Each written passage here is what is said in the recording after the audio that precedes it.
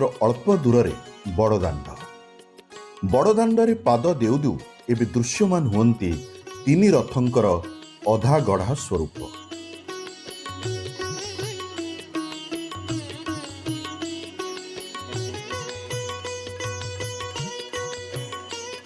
ଆଉ ଟିକେ ଆଗକୁ ଗଲେ କାନରେ ବାଜେ ନିହାଣ ମୁଗୁରର ଶବ୍ଦ। ରଥମାନଙ୍କର ବିଭିନ୍ନ ଅଂଶ ଗଢ଼ିବାରେ ନିମଗ୍ନ ଥାନ୍ତି ଶିଳ୍ପୀ ଓ କାରିଗର। ଗତ ମଙ୍ଗଳବାର ଦିନ ସକାଳୁ ସକାଳୁ ଶିଳ୍ପୀ ସେବକମାନେ କାମ ଆରମ୍ଭ କରିଦେଇଥାନ୍ତି। ହଠାତ୍ ମହାପ୍ରଭୁ ବଳଭଦ୍ରଙ୍କ ତାଳଧ୍ୱଜ ରଥ ନିର୍ମାଣରେ କାର୍ଯ୍ୟରତ ଭୋଇ ସେବାୟତ ଧୋବା ଭୋଇଙ୍କ ହୃଦଘାତରେ ମୃତ୍ୟୁ ଘଟିଥିଲା। ତାଙ୍କ ଅକାଳ ମୃତ୍ୟୁରେ ରଥଖଳାରେ ଶୋକର ଛାୟା ଖେଳି ଯାଇଥିଲା। ତେଣୁ ରଥ କାମ କିଛି ସମୟ ପାଇଁ ନିରବି ଯାଇଥିଲା।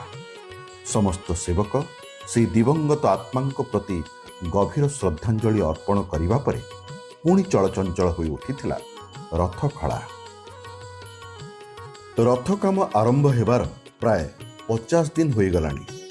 ଶିଳ୍ପୀ ଓ ସେବକମାନେ ମୁଖ୍ୟ ମହାରଣାଙ୍କ ନିର୍ଦ୍ଦେଶ ଅନୁସାରେ ରଥ ଗଢ଼ା କାମକୁ ଆଗେଇ ନେଉଛନ୍ତି।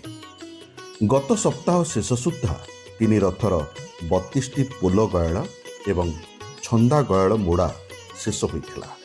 ଏହାପରେ ଦଉଡ଼ିରେ ବାନ୍ଧିଣୀ ପଡ଼ି ବା ବନ୍ଧାଯାଇ ଛନ୍ଦା ଗୟଳ ଗୁଡ଼ିକରେ କଣ୍ଟା ବସାଯାଇଥିଲା। ଏବେ ତିନି ରଥର 44ଟି ଜୋକା ଖଞ୍ଜା କାର୍ଯ୍ୟ ଶେଷ ହୋଇଛି। ଜୋକା ଗୁଡ଼ିକ ତିନି ରଥର ଚାରିପାଖରେ ଥିବା କୋଣମାନଙ୍କରେ ଖଞ୍ଜା ଯାଇଥାଏ। ଏହି ଜୋକା ରଥର ଅଖ, କୁଡ଼ୁକା, ନିରାଡ଼ି ଓ ଗୟଳକୁ ବାନ୍ଧି ରଖିବା ପାଇଁ ସାହାଯ୍ୟ କରେ। ନନ୍ଦିଘୋଷ ଓ ତାଳଧ୍ୱଜ ରଥରେ 16ଟି ଲେଖାଏଁ ଏବଂ ଦେବଦଳନ ରଥରେ 12ଟି କରି ମୋଟରେ ତିନି ରଥରେ 44ଟି ଜୋକା ଲାଗିଥାଏ। ରଥର ବିଭିନ୍ନ ଅଂଶ ସହ ସୁଦୃଢ଼ କରିବା ପାଇଁ ଏଥିରେ କଣା କରାଯାଇ ଯେଉଁ କଣ୍ଟା ପିଟାଯାଏ ତାକୁ କୁହାଯାଏ ଜୋକା କଣ୍ଟା।